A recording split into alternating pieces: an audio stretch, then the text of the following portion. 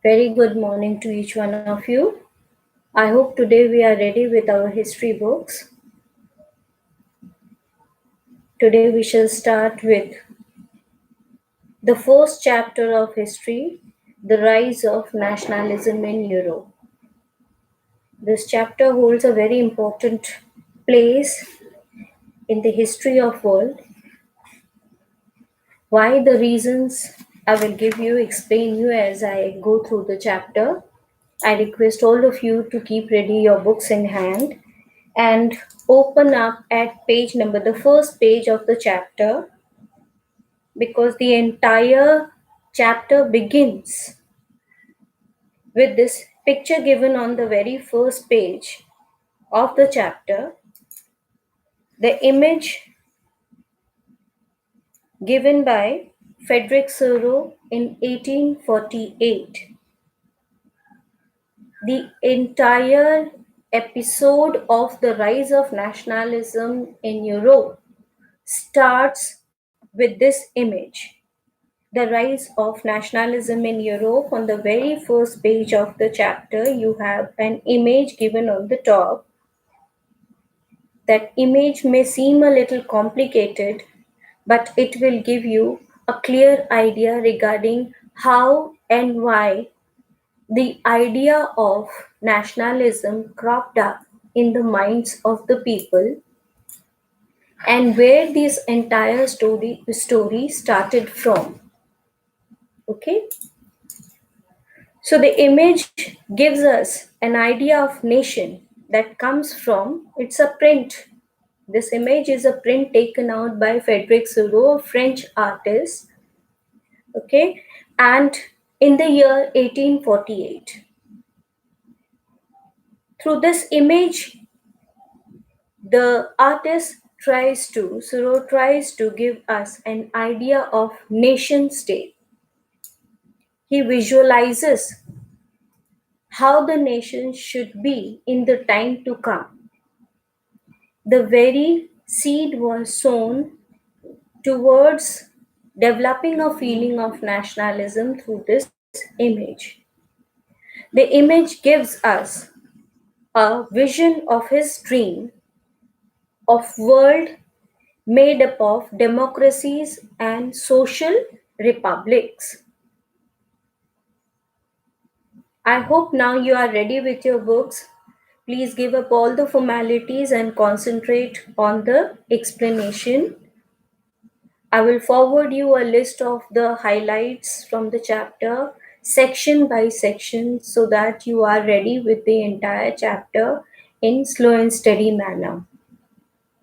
The chapter may seem complicated to you at the beginning, but the way I'm putting it up for your sake, it will help you to understand the chapter very well. See, this image gives us an idea that how the people in Europe, we believe that the Western countries were the first to be civilized, they were the first to think, and the greed for power European nations. So Frederick Thoreau tries to bring out that idea of this feeling of nationalism through this image. See, people belonging to different parts of Europe and America are seen marching in a long trail just below the, if you have seen the image, if you have seen the image in your book, you can see that the Statue of Liberty stands here, and these are these are all prophets and saints which are guiding the people from different parts of Europe. They are all moving around from here. Below are the signs of destruction or demolition of absolutism, the kings, the rulers. Now, let me explain you in a simple manner what this image depicts. It is a vision that Frederick Thoreau in the year 1848 comes up with, wherein he imagines that all the countries of Europe, all these independent units of Europe, They had started demanding for thinking of visualizing a nation. There was a cry within.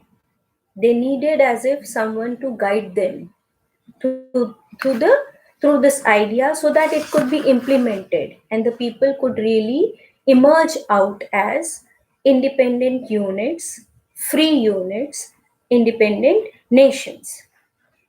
People belonging to different parts of Europe and America are seen marching in a long train, offering homage to the Statue of Liberty, which symbolizes the strong desire for freedom in the minds of the people. At the bottom of the image, we see the remains of absolutism. The kings, the monarchs, the rulers who had been ruling the different small units of Europe in their own special manner and making people follow their commands the way they wanted. The people in Europe tended to feel suffocated with this system and they wanted to bring up a change. The change that they wanted was visualized as if by Frederick Soro, and in this image, he is just projecting out that very feeling, wherein people are all with, you can see the people holding their national flags in their hands. That represents all the nations which participated in the march. You will be seeing that they belong to different countries of the different small units of Europe. Germany, right? Austria, Kingdom of Two Sicilies, Lombardy, Poland, England, Ireland, Hungary, Russia, all these are the people, those who have combined, those who have joined that march. As if every small unit of Europe was crying and struggling to gain an independence, a freedom from that despotic or absolute kingship pattern. Now, in this chapter, we shall just try to understand how this picture was materialized in the long run. Suro visualized the world demanding a change towards the emergence of nation states in place of these multinational dynastic empires of Europe. And basing on this image, we shall look at the diverse processes through which nationalism came into being in the 19th century Europe. The first section of the chapter concentrates on how this feeling of nationalism, where it took the roots first for the very first time, and then how these roots bore a huge tree and spread it out to different other parts of first Europe and then from Europe to different parts of the world. The first section is giving you an idea regarding that only.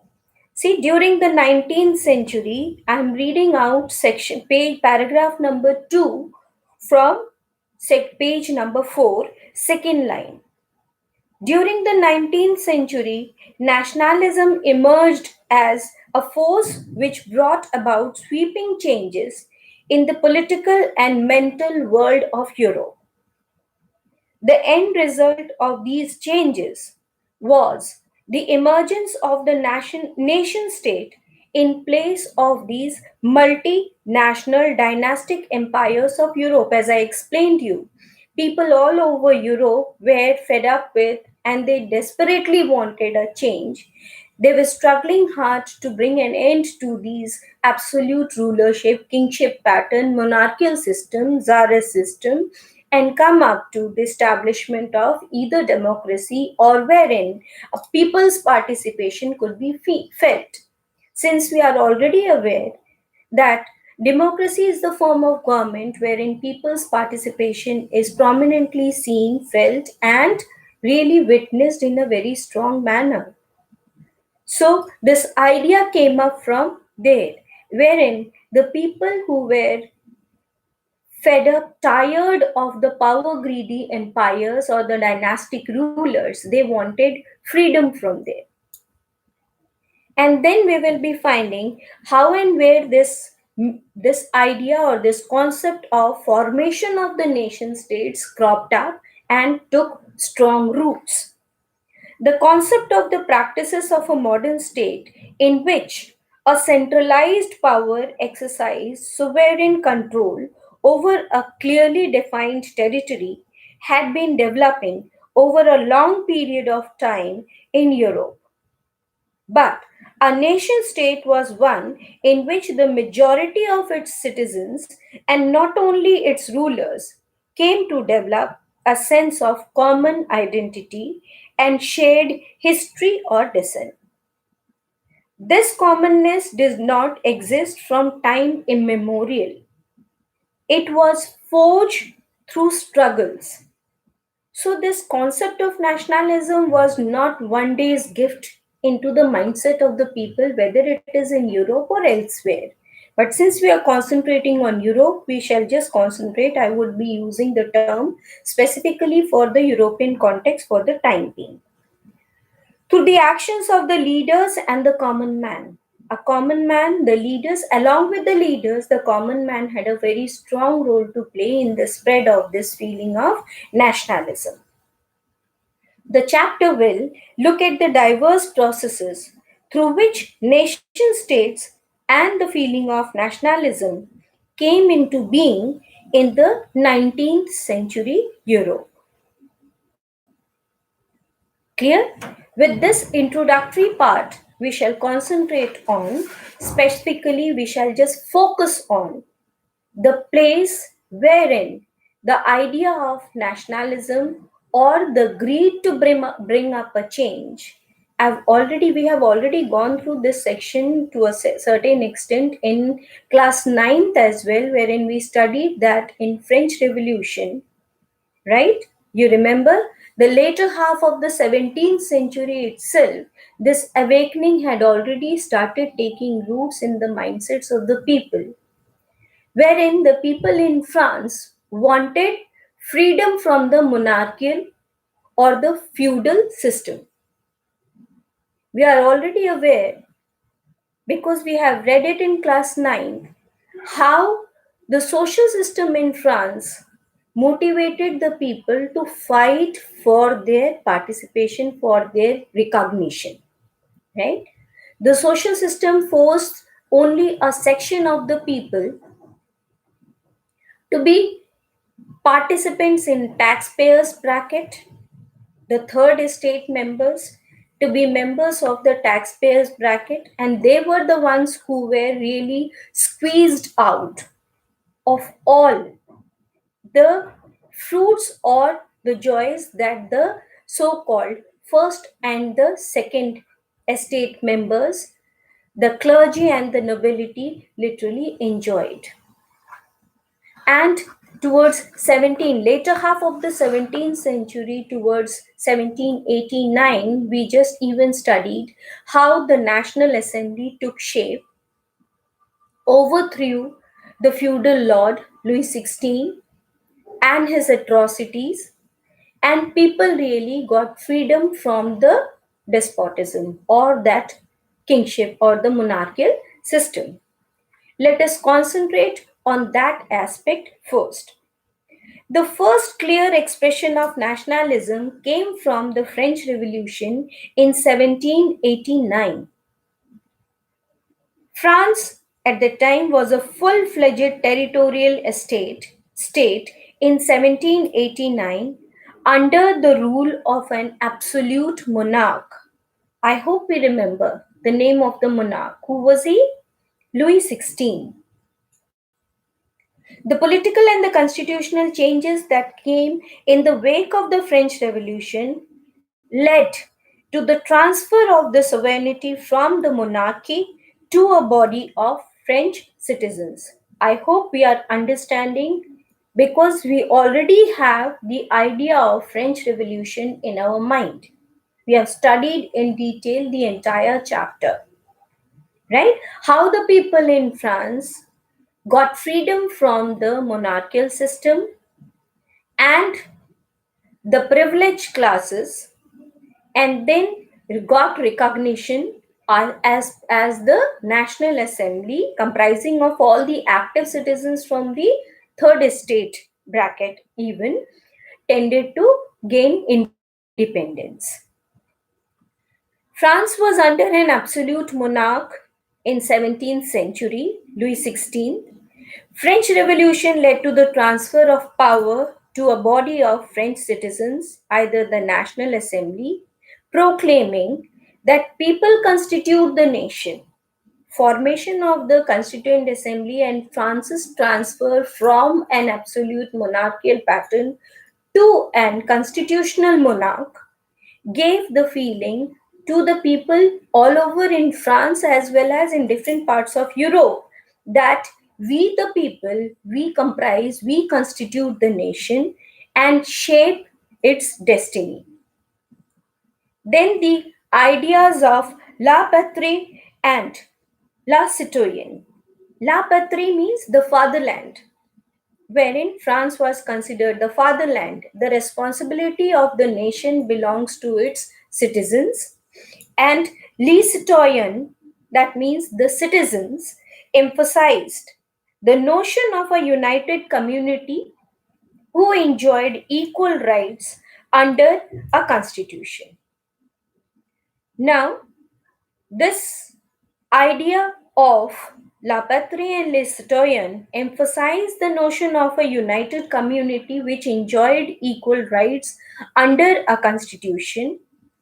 Along with this, there were certain Along with these, they were seen as an absolute monarch, and getting him, he was given the power. He was not overthrown altogether. He was converted to a his absolute control over France was taken over, and he was continued. He was allowed to continue as an constitutional monarch, whose control, whose power or authority was limited. Okay. Now, a new French flag was also made, the tricolor, and it replaced the royal standard, the old national flag of that was considered as the flag of France. The Estates General, of which we remember that Louis XVI, the monarch, was at the head, at the topmost bracket. Below the monarch was the clergy, and below the clergy were the nobilities, and then only a set of people from the third estate members.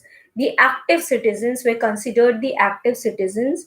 The women and the children were not given any power or any position, right? So this was the situation. So this Estates General, wherein Louis XVI used to introduce any of the changes that he wanted his people to come up with and obey.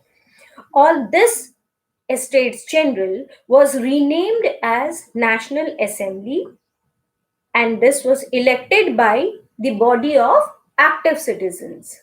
Now, it was not under the control of only the nobility or the clergy or the monarch. Now, then another beautiful change that came up was new hymns were composed, oaths were taken, promises were taken, the martyrs were commemorated, their contribution, their dedication, their active participation, and their contribution in helping France take an independent step or state was recognized in the name of all these were done in the name of the nation. Uniform laws were made for all the citizens. The administrative system was centralized. The internal custom duties were abolished. The privileges that the so-called nobility and the clergy were enjoying, that was completely thrown out, that was abolished. And French as a language was recognized all over the nation, discouraging all the regional dialects that were spoken by the people, right?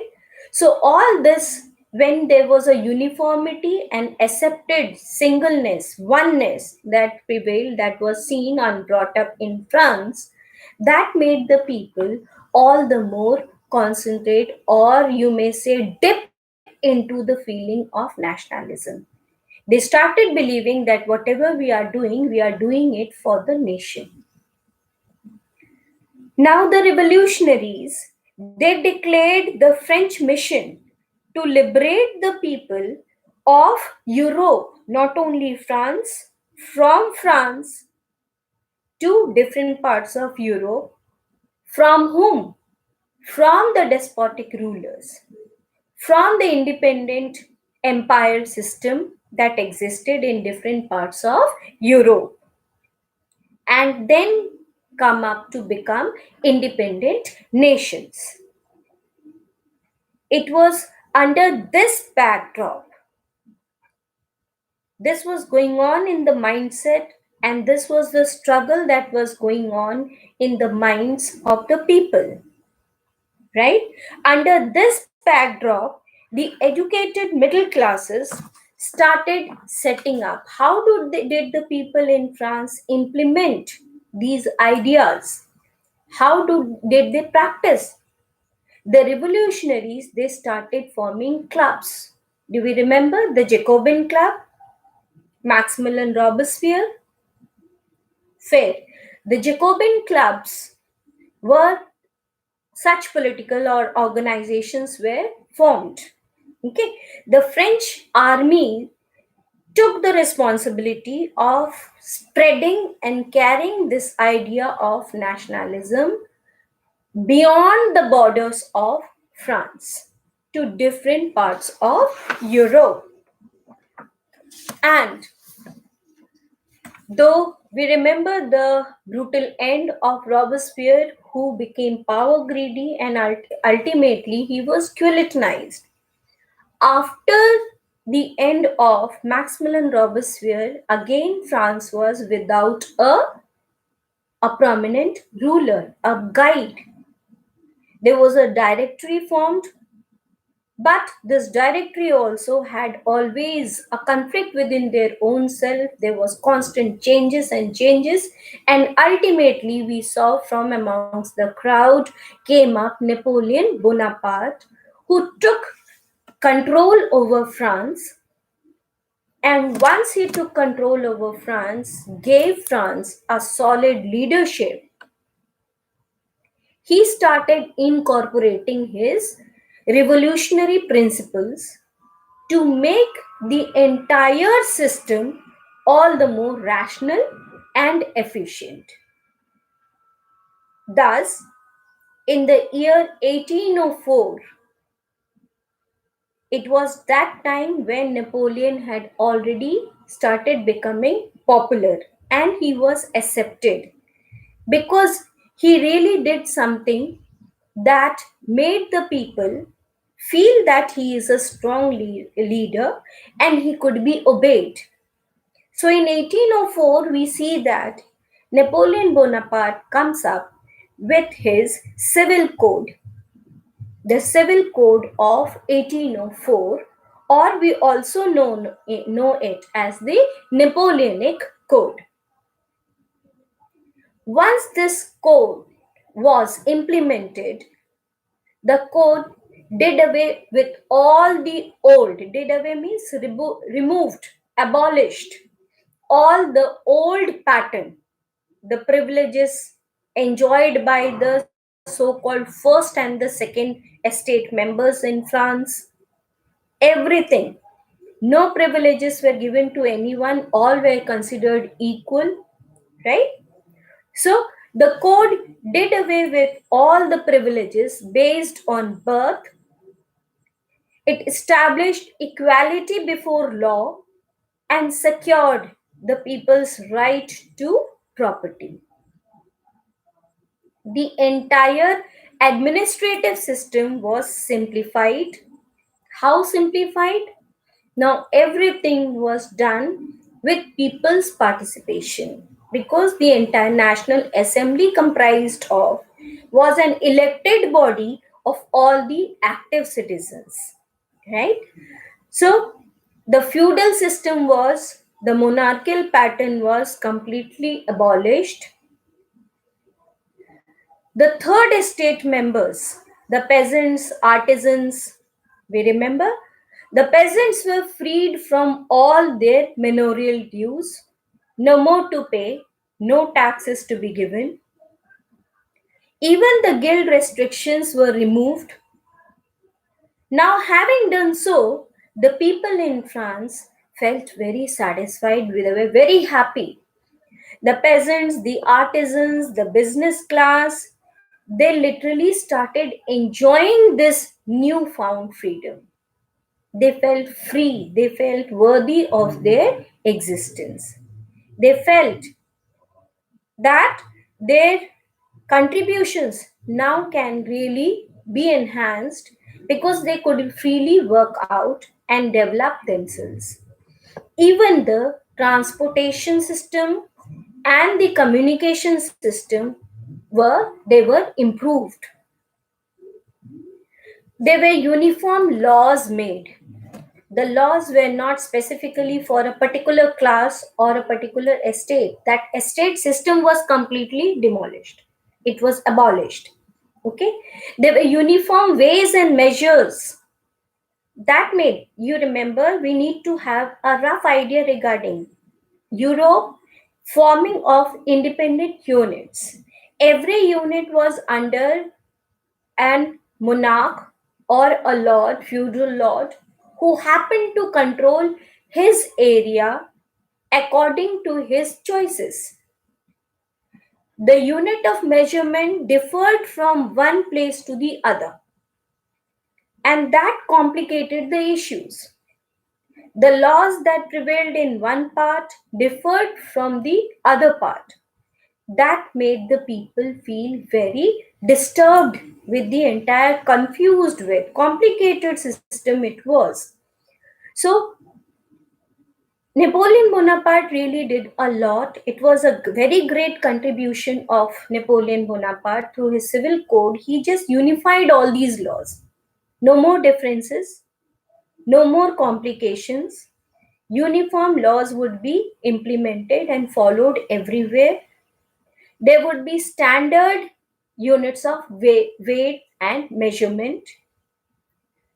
Okay, suppose this was the measurement in one place. If this is for a particular unit, in the other place it would be just the double or less than that. So that confused. The quantity wise also, it differed from place to place, how much it would be charged. Then even the national currency was made common. That literally facilitated, when all these things were done, movement of people from place to place, no undue extra charges were to be paid. There were uniform laws that were made, standardized weights and measures were practiced, okay, put into use all over in different parts of France and Europe. Slowly it spreaded over to different parts of Europe as well. Even common currency, national currency was also made common.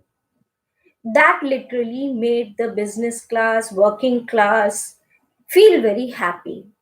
And the system practically facilitated the movement and exchange of goods and capitals from one region to the other.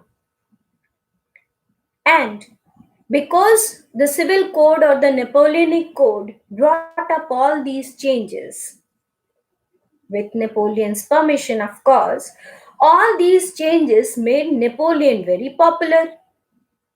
And people all over France, and not only France, from different parts of Europe as well, started really praising Napoleon wholeheartedly. So he became a popular figure. And not only that, The French armies were considered as if they are the harbingers of liberty. People welcomed them as harbingers of liberty. Okay, forebringers of liberty. But this initial enthusiasm did not last for long because as he was he became power greedy with popularity, right? He increased the taxes, censorship was imposed, young boys were forced to join the French armies to satisfy Napoleon's greed to be the emperor, and thus this greed of this great man brought him to his doom, and he lost his life in the battlefield of Waterloo, and thus ended the chapter of Napoleon Bonaparte in 1815. This was the nutshell of the first section. I will forward you the notes for only this first section. You read it, revise it, keep yourself ready with this section. Monday again, no, Wednesday again, we shall continue with the same chapter. Okay, we shall continue with the same chapter, section 2 at 9. Okay, bye then. Have a nice day.